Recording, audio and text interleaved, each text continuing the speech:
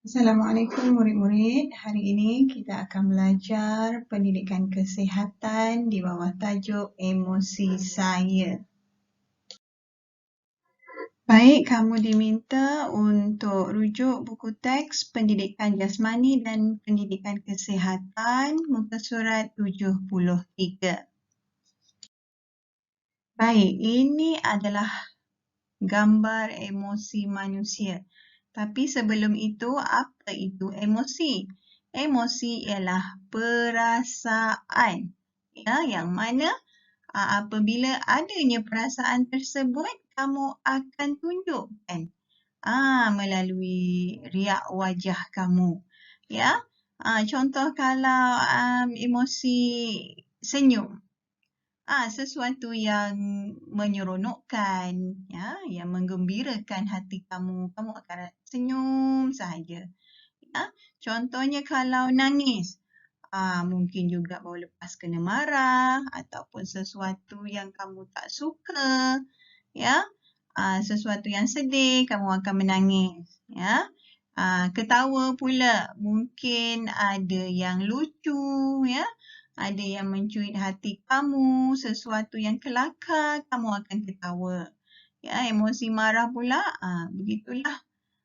Yang sesuatu yang menyakitkan hati kamu, ya. Kamu rasa geram, kamu akan menunjukkan reaksi marah. Jadi semua orang boleh tahu melalui reaksi yang kamu tunjukkan. Mereka boleh tahu apa emosi kamu ketika itu.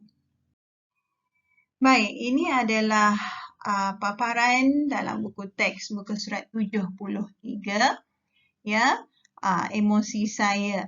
Nyatakan emosi yang kamu dapat lihat semasa hari pertama persekolahan. Ya, ada pelbagai emosi, ya. Ada yang mungkin waktu tu berasa gembira, ya. Mungkin ada yang berasa takut, malu, ya. Jadi kita lihat satu persatu. Okey, sebagai contoh, yang pertama ini murid ni. Apa emosinya ketika ini?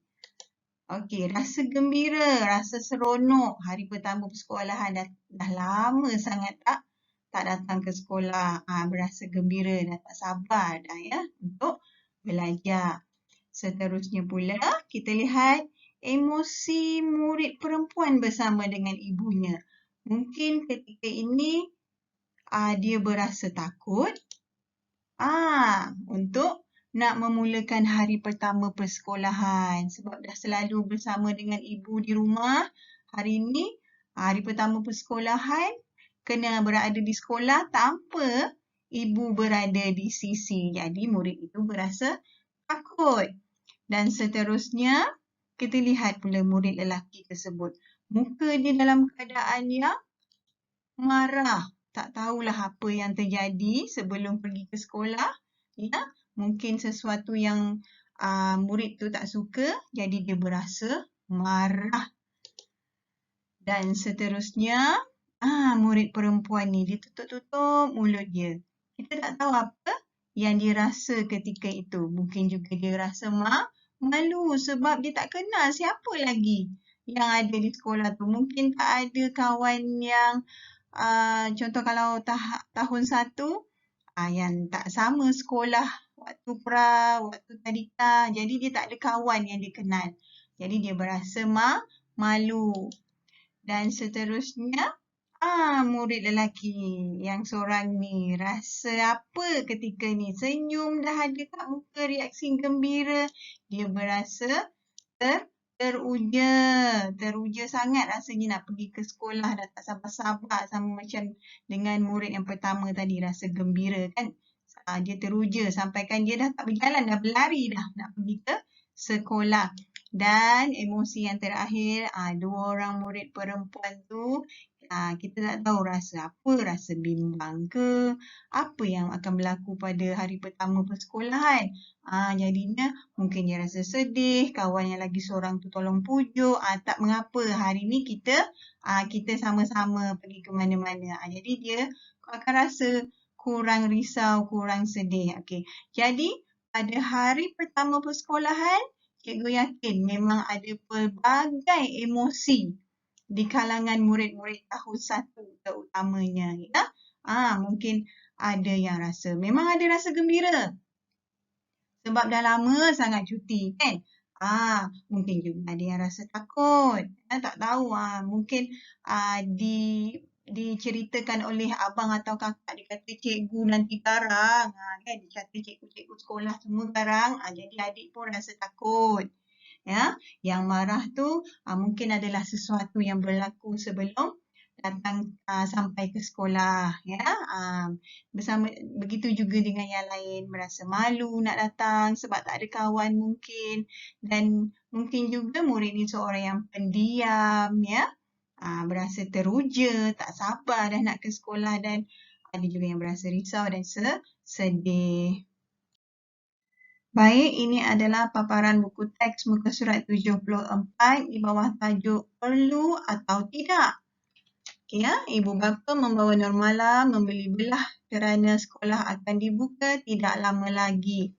Tapi sebelum itu, kita tengok dulu apa yang difikirkan oleh Normala. Ya, yang manakah keperluan dan yang mana satu kehendak. Yang pertama kita lihat dulu, apa maksud keperluan? Keperluan ialah sesuatu yang diperlukan. Sebagai contoh, makanan dan minuman, pakaian, tempat tinggal memang kita perlu. Ya? Memang tak boleh kalau tak ada. Okey. Dan seterusnya, kehendak. Apa itu kehendak? Kehendak adalah sesuatu yang ingin dimiliki. Sebagai contoh, mainan, hiasan, ya, sesuatu yang kalau tak ada pun tak apa. Begitu. Kalau macam keperluan tadi, sekurang-kurangnya ada satu, itu memang dah perlu. Memang kena ada. Kalau kehendak ni, tak perlu lebih. Contoh kalau kamu ada satu je mainan, ya, tak perlulah lagi nak sampai berlebihan, sampai dah penuh satu kotak sebagai contoh. Ya? Okey, baik. Kita lihat yang mana satu gambar keperluan. Yang di sebelah kanan ataupun yang di sebelah kiri kamu. Okey, kita lihat. Keperluan yang mana satu? Itu dia. Ya? Yang Normala membeli kelengkapan sekolah.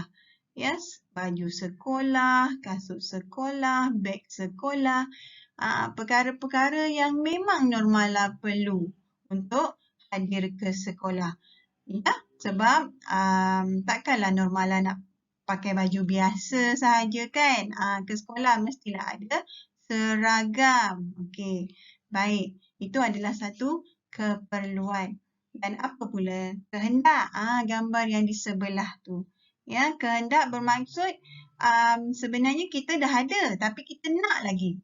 Sebagai contoh, Normala dia terlihat ada satu baju yang cantik ni. Ini tak perlu untuk nak pergi ke sekolah. Bukan satu keperluan untuk Normala sarungkan pada badannya untuk ke sekolah. Ya? Normala tak perlu nak kasut warna merah biru, warna merah jambu tu, bukan. Ya? Dan Normala pula tidaklah menyandang beg seperti itu. Di belakangnya, ini dah beg disangkut di bahu dah ni. Ni macam dah pergi jalan-jalan. Bukanlah satu keperluan untuk ke sekolah. Ini memang bukan satu keperluan. Ini hanyalah kehendak. Ya. Baik, ini adalah paparan buku teks muka surat 75 di bawah tajuk Jaga Emosi. Ya, jika kamu boleh lihat di situ, ini adalah di ruangan permainan. Ya, kamu lihat dalam troli keluarga tersebut. Ya, ada pelbagai keperluan. Ada makanan lah. Ya, ayah dia membeli barang keperluan rumah. Okey, kamu lihat murid lelaki tersebut. Muka dia bersungguh-sungguh. Menyatakan bahawa dia hendak membeli permainan ini. Ya, dia kata, ayah, saya hendak beli permainan ini. Kemudian ayahnya pun menjawab, ayah perlu membeli barang keperluan rumah. Ya, sebagai contoh, keperluan tadi apa? Makanan. Kalau kamu lihat dalam troli tu ada pelbagai makanan ya, pelbagai jenis makanan yang ayahnya beli. Semuanya untuk keluarga. Jadi, permainan ini adalah keperluan atau kehendak? Ya, betul. Permainan ini adalah kehendak dan ianya bukanlah satu keperluan. Baik, di sini ada situasi A dan situasi B. Ya, ada dua situasi yang berbeza.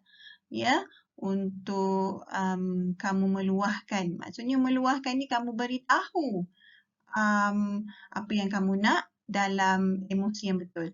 Ya, kita lihat situasi A. Di mana sebelum ni tadi Rizwan memang kata pada ayahnya memang dia nak beli mainan tersebut. Tetapi ayahnya kata menjawab pula bahawa ayah perlu membeli barang keperluan rumah. Ya, barang keperluan rumah tu seperti makanan ya adalah satu keperluan. Jadinya permainan ni adalah satu kehendak, bukanlah satu keperluan.